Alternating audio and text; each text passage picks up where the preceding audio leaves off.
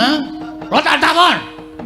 Sinuwun Darawati mangunake ora gayuh katentreman. Nggon pundi? Kula tak takon. Wah, lah jebulane sampean wis keblitok karo ngelmune Dewa Buddha. Mbok menawa sampean wis dicuci otake. Nganti ora eling karo Semar, ora eling karo Prabu Kresna. Kaya ngono kuwi, Werkudara kowe.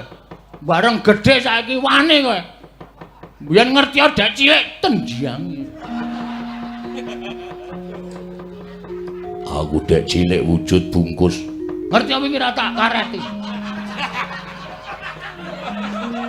Ben jeplak bungkuse mbok men. Mangkel aku ora. Wah. Dipresani piyayi pirang-pirang kuwi malah wani karo Werkudara. Sing kula wanani dudu sampean, ning sifat sampean, watak sampean. Sing saniki lali karo Semar, saniki lali karo Sinuwun Prabu Sri Bathara Kresna. Sinuwun Prabu Sri Bathara Kresna ki nek gelem madheg Nalendra ora kebotan kewajiban momong Pandhawa, wah wis kuncara asmane.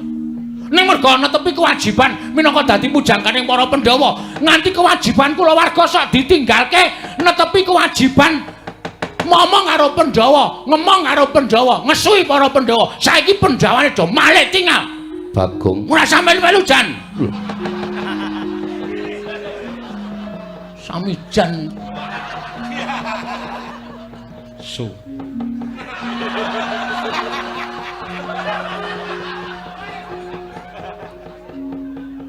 Hah? Karemu piye? Bagong nek ngene iki padhangane wani, petengane apa meneh? Aku padhang wani, peteng wani. Ah petenge bener kok aku. Kok meneh padhang? Mana isine? Bagong tekan ndi omongane malah ora. Arep kepiye? Wah, Ponokawan wani karo Werkudara. Ora metu njaba tak idak mutar nek kene. Oke, ayo metu njaba legane ati ayo.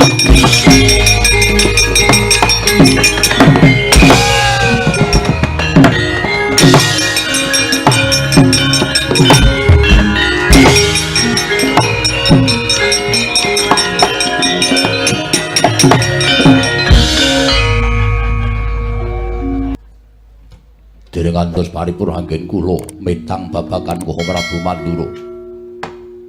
Menika mboten pangling sowanipun Ponokawan Petruk kaliyan Bagong. Dik.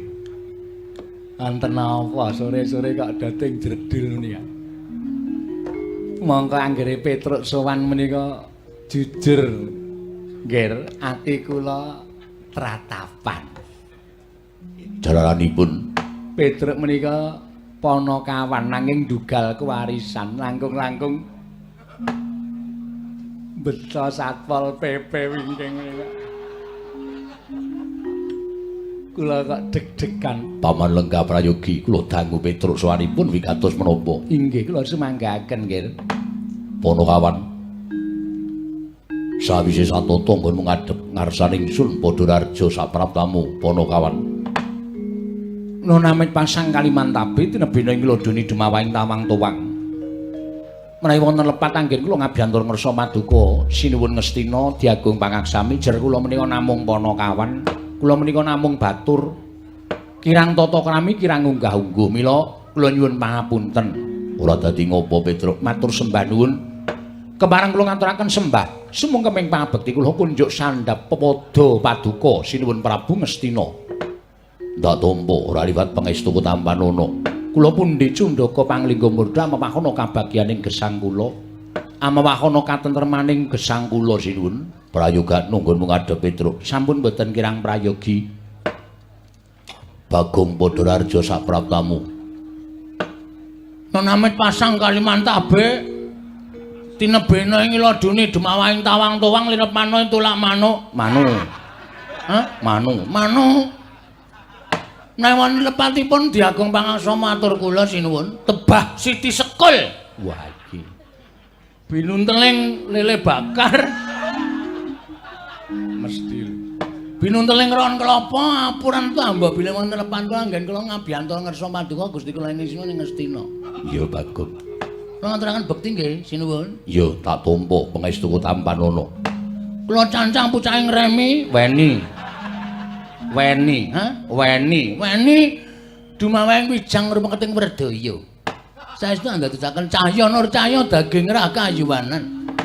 Petruk Padararja sak praptamu. Rekanapati wilujeng bekti kula kunjuk. Iya Petruk tak tampa.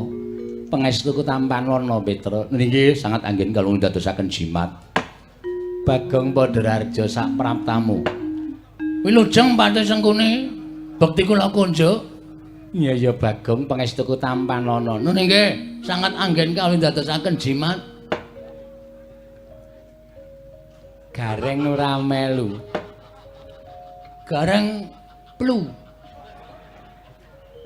Mbaya dipresake modar mbok men. Nggo uripe melet-melet kok mresake sedulur. Bagong pancen. Oh, Petruk kantong bolong Padararja sak pratamu Panakawan. Pangestunipun merembantuna wilujeng bekti kula kunjuk. Iya Petruk tak tampa. Pangestuku tamanana ya Petruk. Kula pun dienggo jimat paripin dadi ning kasantosan. Panakawan Bagong Padararja sak Radarana kowe ki ambune penguke ra jamak-jamak. Oh, ya ini kok ucul klambi. Ayo saka ngendi kowe ayo. Ayo. Keri.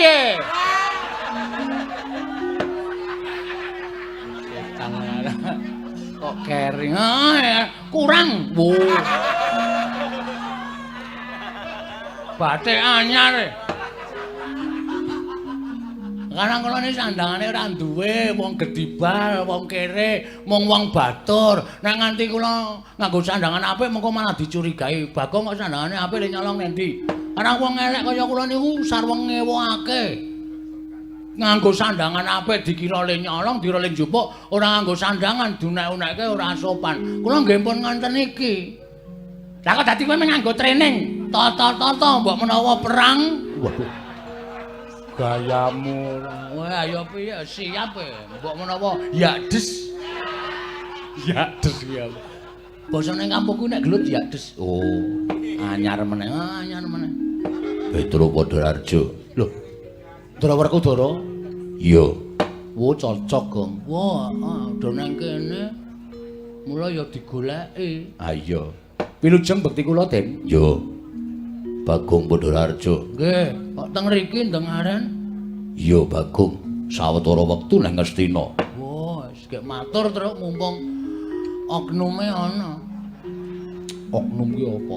Ora tau maca koran. Oknum sing digoleki maksude sing terdakwa. Oh, gek matur. Apa sing dikendikake bapak mau? Petruk, wonten dawuh. Eneng apa kowe sowan? Sepisan ngaturaken bekti kunjuk angka kalih. Sowan ngesanipun Sunan Prabu Duryudana menika mboten saking pikajengan kula piyambak, namung kula menika dapur dipun utus. Mboten kanthi kanyono-nyono, mboten kanthi kejarak kedadak. Bapak niku kerawan Sinuwun Prabu Ndarawati. Bapakmu kerawan Koko Prabu Sri Bathara Kresna. Nggih.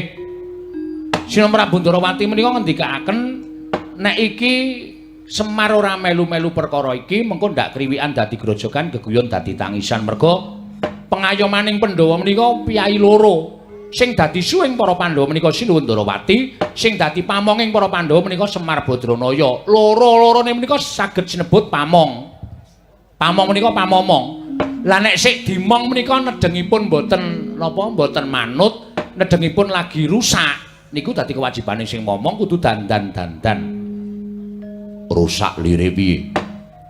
Kabar sing ditampa Sinuwun Prabu Ndarawati, Ndara Werkudara lan Ndara Janaka menika nuwun sewu manunggal teng negara Ngastina, suwita karo pendhita anyar sing lenggah teng negara Ngastina. Malah sak mangke kula nyatakaken jebul pinanggipun Ndara Werkudara Ndara Janaka lenggah teng mriki lah. Nek ngoten cocok kali ngendikanipun Sinuwun Prabu Sri Bathara Kresna. Nuwun sewu. Suwitanipun Ndara Werkudara kaliyan Ndara Janaka teng pendhita anyar menika kala wau miturut Sinuwun Prabu Ndarawati menika mboten dados penggalihanipun Sinuwun Prabu Ndarawati utawi mboten dados penggalihipun Sinuwun Kresna tegesipun Sinuwun Kresna menika mboten cocok. Mila lajeng ngendika kali Bapak Semar. Kakang Semar, kowe utusan Petruk, Bagong utawa Gareng kon ning Ngastina kon nyatakake syukur bage dawuh karo anak-anakmu supaya mboyong Kundur bendarane loro. Merga yen nganti iki kumpul kebanjur tegese sing miradati kodrating jagat menika mboten namung para Kurawa, mboten namung pendhita enggal inggih wonten negaring Astina, ning Pandhawa ya ngrajangi. Mergi Pandhawa mboten budidaya. Kundur dhateng negari Ngamarta utamanipun Ndara Werkudara kaliyan Ndara Janaka. Lah, sowan pungkasanipun Sinten Prabu Bathara anu Sinten Prabu sapa Gong Duryudana. Mula rasa cepet-cepet to. Sinten Prabu Duryudana menika sepisan kula menika ngaturaken sembah pangabekti angka kalih kula kepareng badhe mboyong kundur Ndara Werkudara kali Ndara Janaka. Upamane Werkudara lan Janaka adhiku diboyong bali marang Praja Ngamarta ora gelem. Oh lah niku teges pancen pun do duwe niat kepengin nyawiji kali para Kurawa. Nek ngoten Semar kalih Sinuwun Prabu Bathara Kresna gelar wonten jagat menika sampun boten wonten ginanipun. Boten ginanipun. Mergi menapa? Sinuwun Ndarawati menika dados pujangganipun para Pandhawa. Semar menika dados pamomong. Lah nek sing dimong karo sing nuwun sewu para Pandhawa menika sakmangke sampun gugu karepe dhewe. Ateges Semar wis ora ana gunane, Sinuwun Kresna wis ora ana gunane. Nek ngoten klebu kula Bagok kalih Gareng ya wis ora ana gunane nderekke ndara-ndara Pandhawa. Mung sakniki kari dalan loro. Ndara Werkudara Ndara Janaka niku abot lenggah teng mriki napa abot tresna kalih Sinuwun Kresna napa anu Bapak Semar. Nek abot kalih Bapak Semar Sinuwun Kresna mesti purun kundur. Ning nek tetep lenggah teng mriki, ayo wis mboten napa-napa kula ora arep peksa. Ora arep meksa. Ning Pandhawa kelangan Semar, kelangan Sri Bathara Kresna, kelangan Sri Petra, kelangan Bambang Bagong. Ngaten. Pun niku mawon atur kula kersa mboten kersa sakmangke kepareng panjenengan kula aturi paring dawuh lan anu Ndara Werkudara Ndara Janaka sakmangke kula aturi nanting Ndara Werkudara bilih sowan kula menika badhe mboyong kundur Ndara Werkudara kali Ndara Janaka. Cekap semanten atur kula nek wonten lepat diagung pangaksami. Petruk wonten dawuh sumeneya sawetara aku tak dangu lawan kadangku Dimas Werkudara. Wah, Duryudana kakangku piye? Pun kakang ora usah dadak ngambali apa kang dadi ature Petruk. Mesti wae si Adi wis midhangetake, Yayi. Mangsa borong tak paringi Purbawasesa babagan perkara iki, Werkudara. Brahmara remangos swamya ngambrang kadi karunaning kaswa. Si Werkudara sik tasik aja Werkudara sik. Janeng marga memalatkung ing wah Petruk dalem gandeng aku wis diwenehi parilah karo Duryudana kakangku mula sing arep wangsulan dudu Duryudana ning aku angge niku malah prayogi kersanipun Ndara Werkudara pripun? Kowe tekan kene diutus karo sapa? Kalih Sinuwun Ndarawati kalih Bapak Semar. Wigatine boyong Ndara Werkudara. Mula saiki aku tak takon karo kowe. Nggonku Suwita karo Begawan Dewa Buddha dasare apa kok diklerokke dening Semar apa dening Kresna kakangku? Mboten nglerokke. Mboten nglerokke niku mboten. Sing jeneng tiyang gesang wonten ing alam padang menika pancen diwenangake nggayuh undhaking kawruh ngudi wuwuhing ngelmi. Niku ngantuk tekan umur pinten mawon nek isih tumangkar budine akal pikirane isih kena dienggo jak nyambut gawe. Wong niku dirangake budidaya golek ngelmu merga ngelmu niku mugenane tumraping wong urip. Ning kula nuwun sewu, nek panjenengan lenggah teng mriki niku janjane dadi ora apik pocapane dadi mboten sae. Mula Bapak Semar kali Sinuwun Prabu Bathara Kresna menika ngersakaken nek arep suwita ya suwita wae. Ning kula nuwun sewu, le suwita menika pendak dinapa? Le arep medhar kawruh menika pendak dinapa? Ah panjenengan rawuh teng negara Ngastina. Nek wis rampung le medhar kawruh, kondur teng Jodipati, aja ninggal jiwaning kasatriyan, kewajibaning kasatriyan. Panjenengan menika dadi satriya lho. Panjenengan menika dadi satriyaning praja. Satriyaning praja niku duwe kewajiban tentreming negara, tentreming kawula, mboten mung tentreming kawula, tentreming negara, ning tentreming jagat menika wonten pundhaking para satriya. Ha nek satriyaning kerem ngangsu kawruh terus ninggal karo kewajibaning kasatriyan, donya niki rusak. Donya niki rusak. Kula nuwun pamunten lho. Wong srawung menika gumantung srawunge. Ngoten. kuwatirin Bapak Semar niku nek nganti Ndara Werkudara niku wis dadi satria sing apik, satria sing becik, mongko srawuh wong elek. Kula nuwun pamunten, sing dikula sebut wong elek niku Kurawa. Niku bakale dadi elek. Wong elek srawuh wong apik, mongko akeh wong apik tinimbangane wong elek. Sing wong elek mau dadi apik niku wis hukum alam. Pun nek mboten percaya. Bagong niki mbiyen apik ning campurane maling. Sakniki wis gelem nyolong, kok sukses. Bangga dheke. Ngoten. Niku tenan kula ora goro. Mula sampun ngantos panjenengan kelepetan dedosan para Sata Kurawa. Panjenengan suwita kena. Ning kula nuwun pamunten lho. Nuwun pamunten. Pendak mangsa kala diparingi kawruh kemawon panjenengan rawuh mriki. Nek wis ya bali.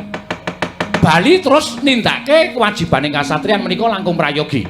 Petro. Nun. Aku sapa? Lho piye iki, Gong? Aduh. Wis lali lho dheke dhewe. Jenengan Ndara Werkudara. Kowe ming batur, kowe ming gedibal. Semono uga nadyan jenenge Pamung, derajate Semar ku ya gedibal, derajate Semar ku ya batur. Ora usah ngereh karo uripe Bendoro. Ora usah dadak ngereh karo uripe Werkudara. Dina iki aku ora bakal bali marang negara Ngamarta durung rampung kesaguhan sarta kewajiban ingkang ditindakake dening Bapa Penembahan Dewa Buddha. Taunana Windanana. Nek ngoten sampeyan mentala kelangan bapak, kelangan Sinten Prabu Sri Bathara Kresna. Wah, tinimbangane duwe pamong, duwe pepayung, duwe pujangga sing ora mikir katentreman.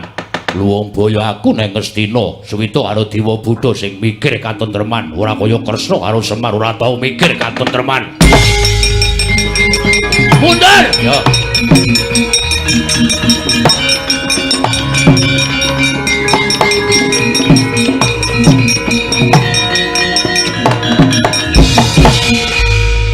Saiki karepmu piye?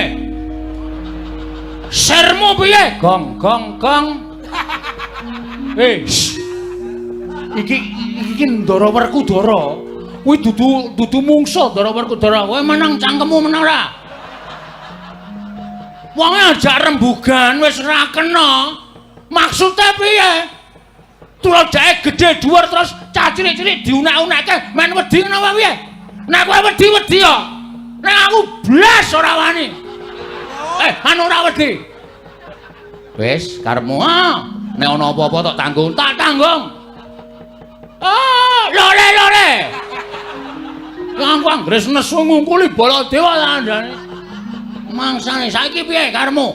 Sampeyan dielekke kok ora kena. Sampeyan dikandhani ora kena. Malah ngunekke Semar ora mikir katentreman. Dasarmu apa? Semar tok anggap ora mikir katentreman. Hah?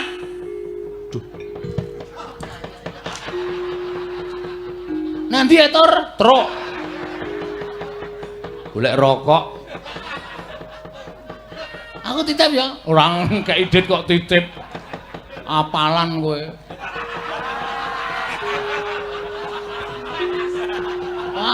Apal wae. Anggere nang wong tuku rokok kok aku sisan. Apa ya? Hah? Lo tak takon. Sinuwun Darawati mangunake ora gayuh katentreman. Nggon pundi? Kula tak takon. Wah, lah jebulane sampean wis keblethok karo ngelmune Dewa Buddha. Mbok menawa sampean wis dicuci otahe. Nganti ora eling karo Semar, ora eling karo Prabu Kresna. Kaya ngono kuwi, Werkudara kowe. Bareng gedhe saiki wani kowe. Biyen ngerti dek cilik tendiang. Aku dek cilik wujud bungkus. Ngerti apa iki ra tak kareti. Ben jeplak bungkuse mbok men. Mangkel aku ora. Wah. Dipresani piyayi pirang-pirang kuwi malah wani karo Werkudara. Sing kula wanani dudu sampean, ning sifat sampean, watak sampean. Sing saniki lali karo Semar, saniki lali karo Sinten Prabu Sri Bathara Kresna.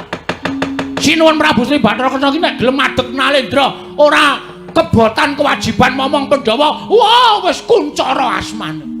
Ning merga netepi kewajiban minangka dadi pujangkaning para Pandhawa, nganti kewajiban kula warga sok ditinggalke netepi kewajiban momong karo Pandhawa, ngemong karo Pandhawa, ngesui para Pandhawa. Saiki Pandhawane do malih tinggal. Bagong. Ora sampeyan melu jan. Samijan.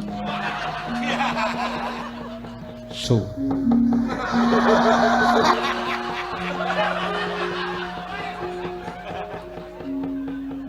Hah? Karemu piye? Bagong nek kene iki padhangane wani, petengane apa meneh? Aku padhang wani, peteng wani. Ah petenge bener kok aku. Kok meneh padhang? Manuk isine.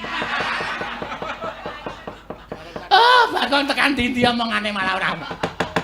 Arep kepiye? Wah, Ponokawan wani karo Werkudara. Ora metu njaba tak idak mutar nek kene. Oke, ayo metu njaba legane ati ayo.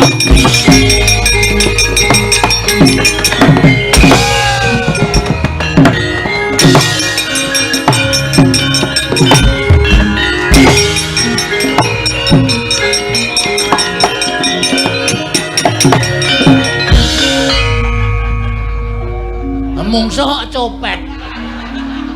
Kapusan dhek. Ora saya kae goleki sapa kae jeneng-jeneng. Aku njrantal ndelik nang saka guru. Terus balik mrene meneh. Ah, bocah iki nek Bagong pancen wis gugu karepe dhewe tenan. Ya men apa arep. Mangsaku wis do ngendemi Ndara Werkudara. Ora trima. Bagong. Non. Yen pancen ora trima perkaramu ora karo aku ning karo Dimas Werkudara. Aku kan karo Dimas Werkudara. Apa?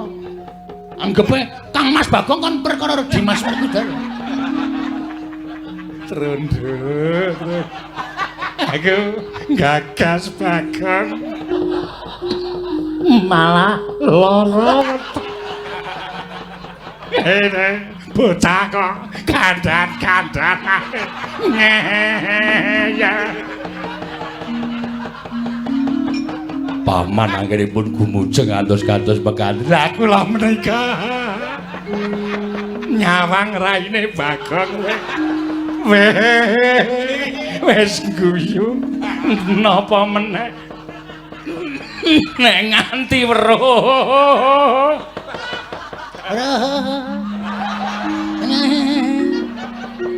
Pate kok guyune kaya bakul akik.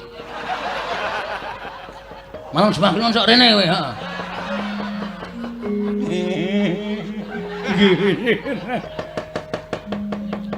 Wis kaki metu njaba. Siap.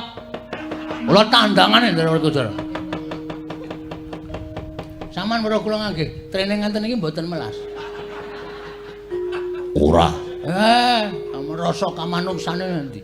Nganggo training mburi teles ngarep garing. Kok iso? Ha kae iki arep nglengsor nang suketan. Malah pas jeblok. Maknyes ngono. Terus teng clekite Bagong. Edan ndang metu. Nggih, nyun pamit rasa nggo gamelan metu dhewe. Panjen Bagong menika pancen ngatur menika. Bapa menemban kados pundi? Duryudana aku tak